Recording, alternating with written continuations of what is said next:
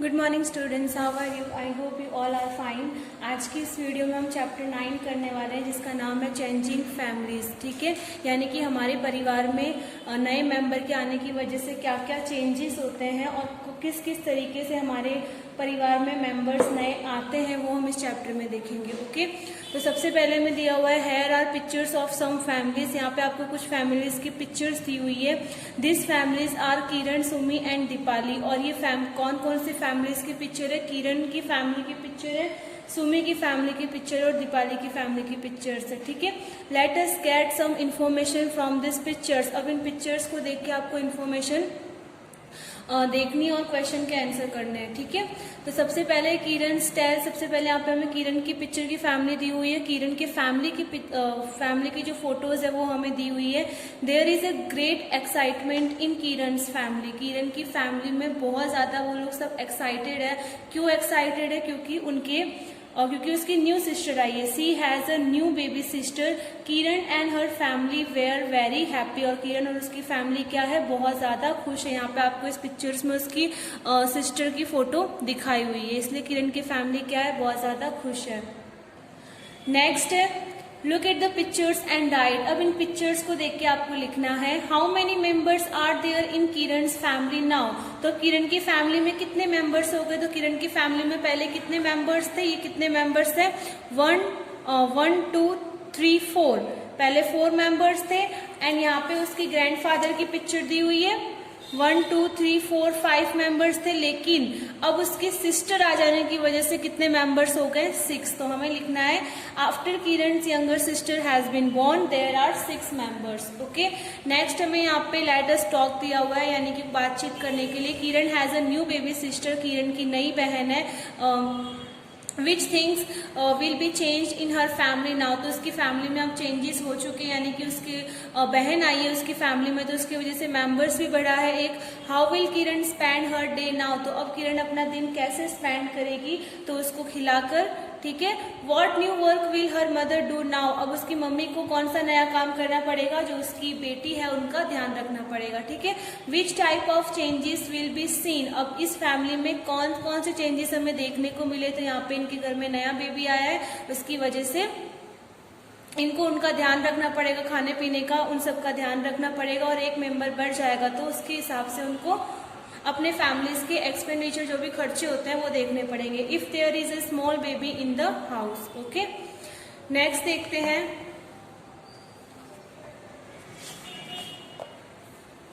अब यहाँ पे आपको क्या करना है? Find out about the youngest child in your neighbourhood or in the home of a relative and write answer to the question given below. ठीक है, अब यहाँ पे आपको क्या करना है? आपकी पड़ोस में कोई छोटा बच्चा हो या फिर आपके रिलेटिव में कोई छोटा बच्चा हो तो वो फाइंड आउट करना है। फाइंड आउट करने के बाद में आपको ये क्वेश्चन के आंसर देने हैं। ठीक है, तो फर्स्ट क्वेश्चन हमें पूछा है which home has the youngest child in your neighbourhood. आपके पड़ोस में सबसे छोटा बच्चा कौन सा है? तो आपको अगर इन क्वेश्चंस के आंसर अगर आप फाइंड आउट करते हो तो आप अपने हिसाब से भी यहाँ पे लिख सकते हो। ठीक है, जरूरी नहीं जो मैंने लिखा है वही आप लिखो। Okay, the youngest child in my neighbourhood is in Mayank uncles house. यानी कि जो यानी कि मेरे अंकल के घर पे एक छोटा बच्चा है।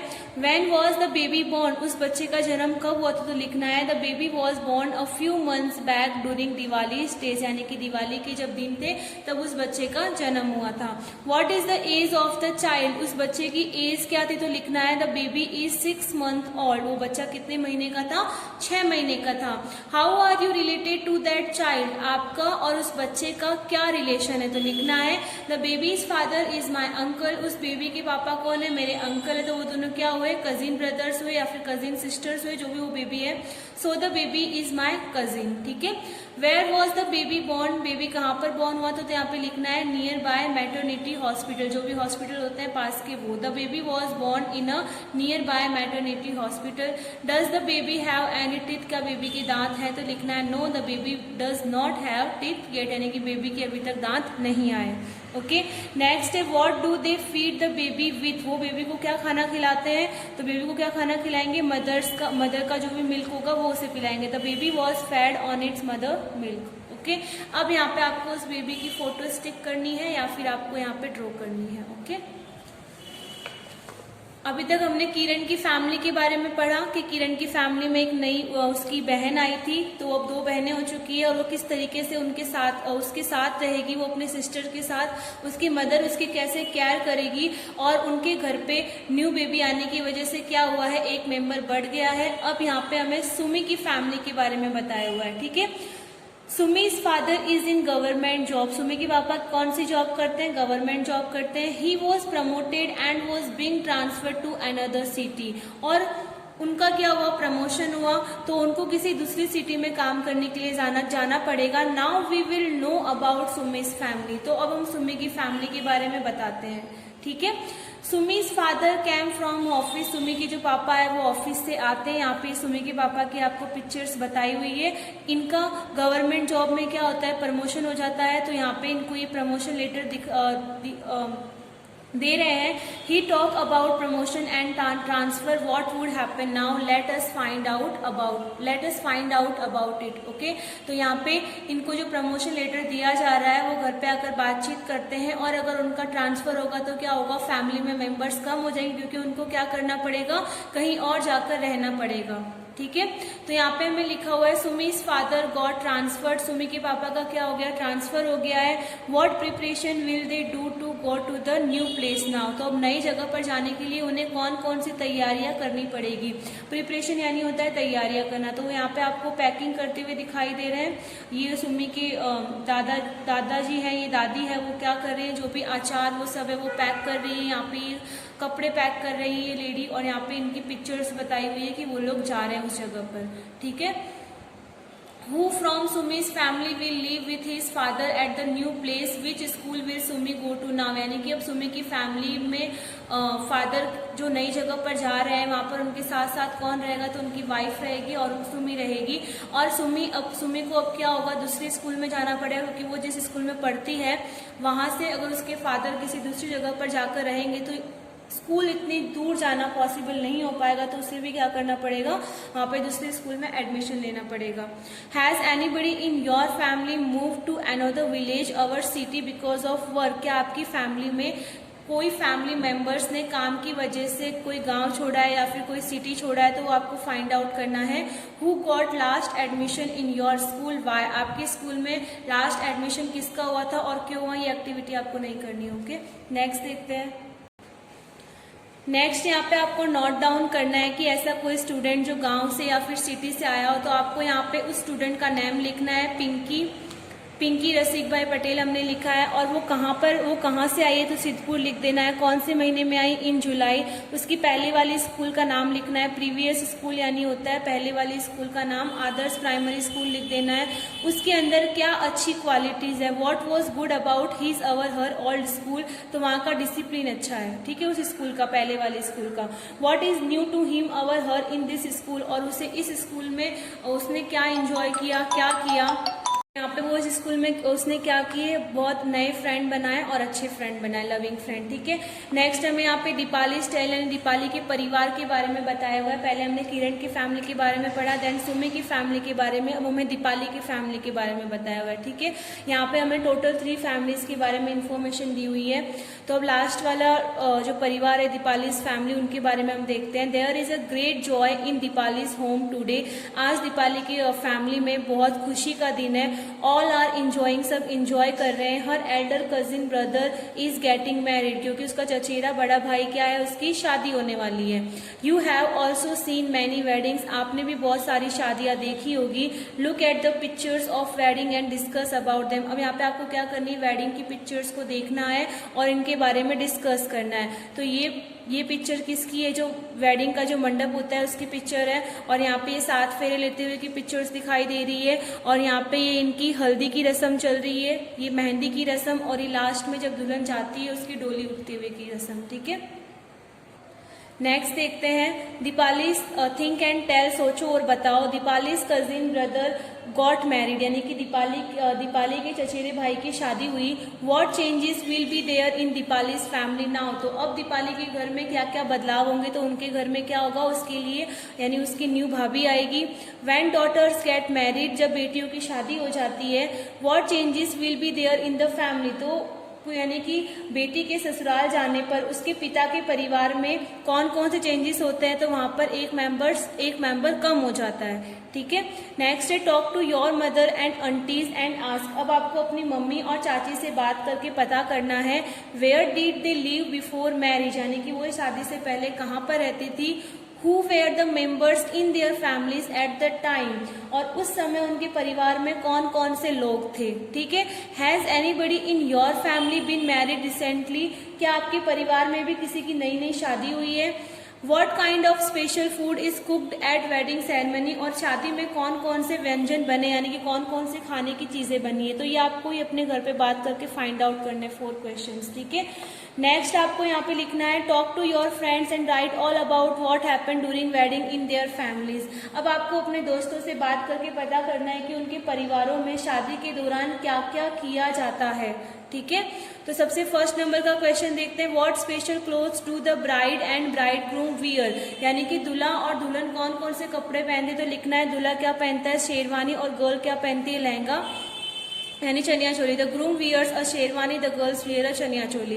What kinds of songs and dances are performed at wedding, शादियों में कौन कौन से गानों पर डांस किया जाता है और कौन कौन से गाने बजाए जाते हैं। तो लिखना है फेमस वेडिंग सॉन्ग्स आर संग एट मैरिजेस, जो बहुत फेमस सॉन्ग होते हैं वो शादियों में चलाए जाते हैं और उन पर डांस किया जाता है। What did you see at the wedding that you had attend, आपने कोई वेडिंग अटेंड की है या फिर जब आप किसी शादी में गए थे उसमें आपने क्या क्या देखा। तो लिखना है देयर वाज अ मंडप फॉर द वेडिंग, वहां पे वेडिंग के लिए मंडप बना हुआ था। बहुत सारी चीजें हम शादी में देखते हैं लेकिन यहाँ पे स्पेस की कमी है तो आपको ओनली 1 लाइन में आंसर लिखना है। ठीक है, we show changes in the families of Kiran, हमने किरण की फैमिली में हमने चेंजेस देखे, क्या क्या चेंजेस हुए थे।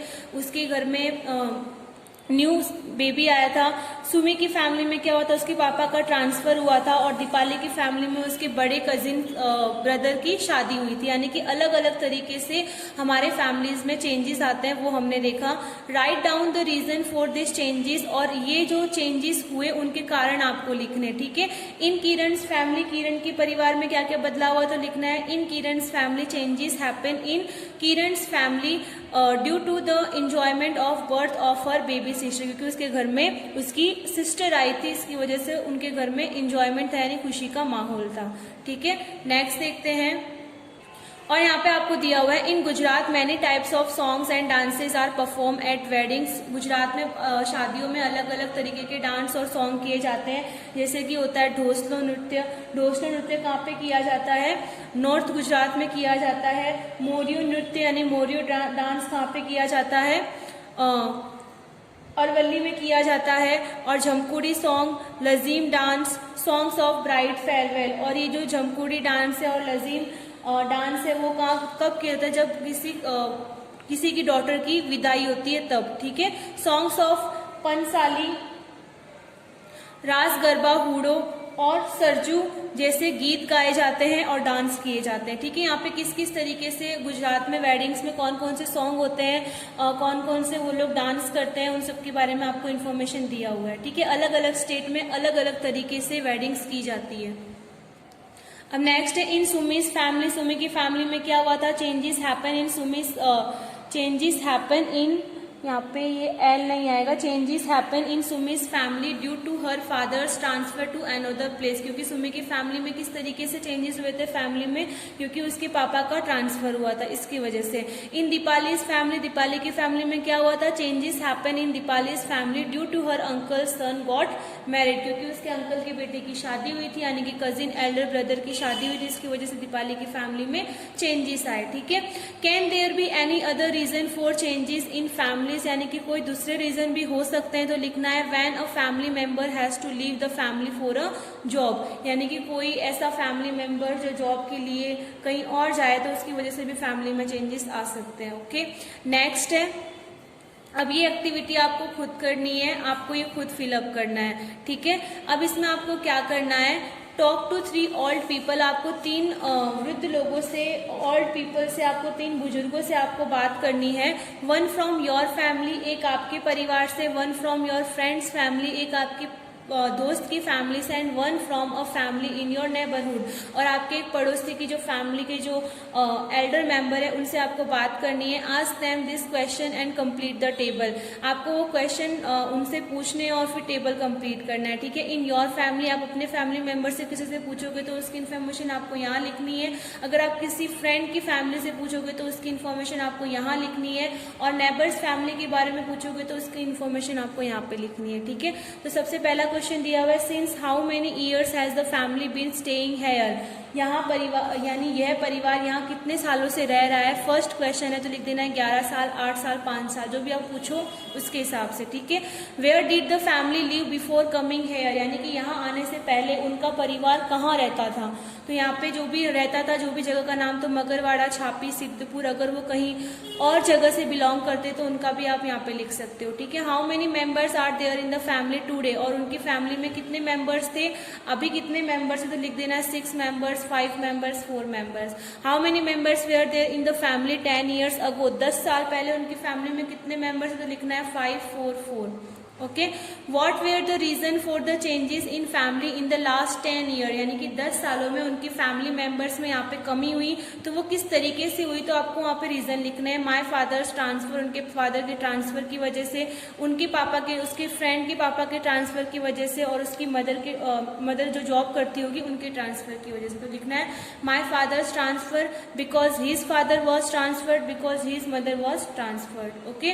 नेक्स्ट है how do you feel about all this changes, और इनके फैमिली में जो चेंजेस हुए उनके बारे में आप क्या फील करते हो, तो लिखना है we are enjoying the new city, हम नई सिटी को एंजॉय कर रहे हैं। They are enjoying the new house, और वो लोग इस नए घर को एंजॉय कर रहे होंगे जहाँ पे वो लोग रहने के लिए आए हैं। They are enjoying the new friend, और चेंजेस होने की वजह से क्या हुआ, उन लोगों ने नए नए फ्रेंड बनाए, तो उसकी वजह से वो एंजॉय कर रहे होंगे, ठीक है। नेक्स्ट देखते हैं,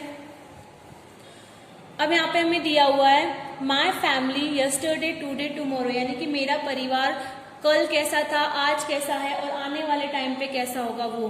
तो all family changes in some way over the other for different reasons, has your family change too, यानी कि सभी के परिवार किसी न किसी कारण से बदलते रहते हैं। आपके परिवार में कोई बदलाव हुआ है तो वो आपको खुद फाइंड आउट करना है। When your grandparents were children like you, was your family just like as is it today, discuss with them, यानी कि जब आपके दादा दादी या फिर नाना नानी आपकी तरह छोटे थे तब भी क्या आपका परिवार वैसा ही था जैसा आज है। तो डिफरेंस है क्योंकि उस टाइम पे बहुत सारे फैमिली मेंबर्स थे, और अभी सबके ट्रांसफर होने की वजह से या फिर अलग अलग सिटी में रहने की वजह से, जॉब करने की वजह से क्या हुआ, फैमिलीज में चेंजेस हुए हैं, ठीक है।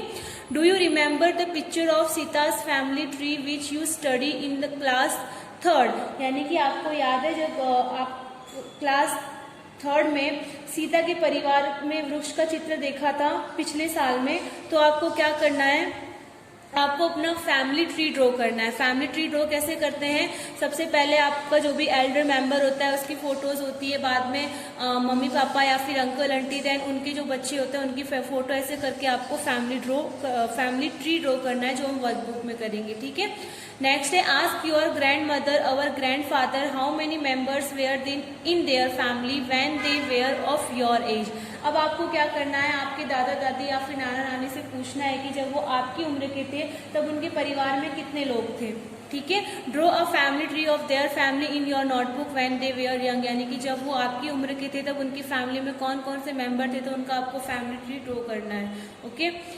नेक्स्ट है can you see your self, your brother, our your sister, your mother, our your father anywhere in this family tree, यानी कि अब आपको जो आप फैमिली ट्री बनाओगे उसमें आपको देखना है कि आपके भाई बहन, आपके मम्मी पापा उस फैमिली ट्री में है या नहीं, ओके।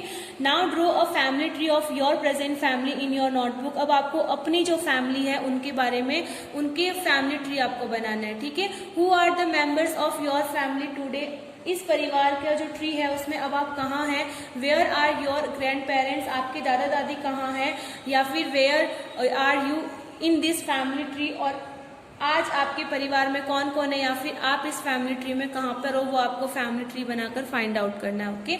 ये एक्टिविटी आपको खुद सेल्फ करनी है। नेक्स्ट है let us talk in what ways the family tree of your grandfather our grandmother in their childhood is different from your today's family tree। यानी कि आज आपने जो फैमिली ट्री बनाया है वो आपके दादा दादी के फैमिली ट्री की कितना डिफरेंट है, तो वो आपको फाइंड आउट करना है। ठीक है, अब नेक्स्ट है going back to school.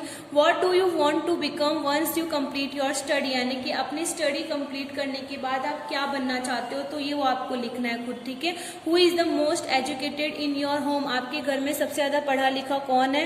Who is the list educated in your home, आपके घर में सबसे कम पढ़ा लिखा कौन है, उसके हिसाब से आपको ये फिलअप करना है। ठीक है, नेक्स्ट है government has decided the age for the marriage before that as if anybody gets married that is an offense because it is called child marriage।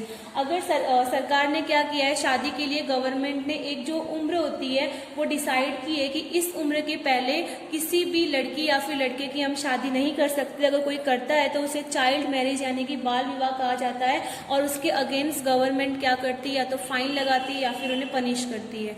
ठीक है, नेक्स्ट है are there any such children in your neighbourhood who had to drop out of school why, आपके आसपास में कोई ऐसे बच्चे हैं जिन्हें मजबूरी में स्कूल छोड़ना पड़ा है और क्यों, तो हमें लिखना है yes a boy named Gopal stays next to me in my neighbourhood after his father's death he had to work, यानी कि हमारे पास में एक गोपाल नाम का लड़का रहता है, उसके पापा की डेथ होने की वजह से अब उसे काम करना पड़ता है क्योंकि उसकी फैमिली में और कोई काम करने वाला मेंबर है नहीं। ठीक है, नेक्स्ट है what are they doing this days, अब उसकी फैमिली इन दिनों क्या करती, तो लिखना है this days Gopal works as a labourer every day, Gopal क्या करता है, मजदूर की तरह काम करता है, और उसके फैमिली मेंबर्स भी काम करते होंगे या फिर घर का ध्यान रखते होंगे। ठीक है, नेक्स्ट है has anybody in your family got married recently who, आपके परिवार में हाल ही में किसी की शादी हुई हो तो किसकी हुई है, तो आपको लिखना है। ठीक है, yes in my family my uncle got married recently. Okay, next है what was the age of the bride and the groom, यानी कि दूल्हा और दुल्हन की उम्र क्या थी, तो लिखना है द ग्रूम, यानी कि उसके अंकल की उम्र क्या थी, वो 28 ईयर्स ओल्ड थे, और उनकी जो वाइफ थी वो ब्राइड थी, उनकी उम्र कितनी थी, वॉज 25 ईयर्स ओल्ड। ठीक है, नेक्स्ट है what kind of dresses they war, कौन कौन से कपड़े वो पहने थे शादी के टाइम पे, तो लिखना है ब्राइड, तो the bride had worn a panetar blouse and a petticoat या फिर लहंगा। ठीक है, आप जो भी कपड़े पहनते हैं आपकी स्टेट में उसके हिसाब से आपको लिखना है, और ग्रूम कैसे कपड़े पहनेगा, द ग्रूम हैड वॉन अ शेरवानी। ठीक है, यहाँ पे आपका चैप्टर 9 फिनिश होता है। आई होप आपको ये चैप्टर समझ में आया होगा। नेक्स्ट वीडियो में इस चैप्टर की एक्सरसाइज हम वर्कबुक में करेंगे। Okay, thank you.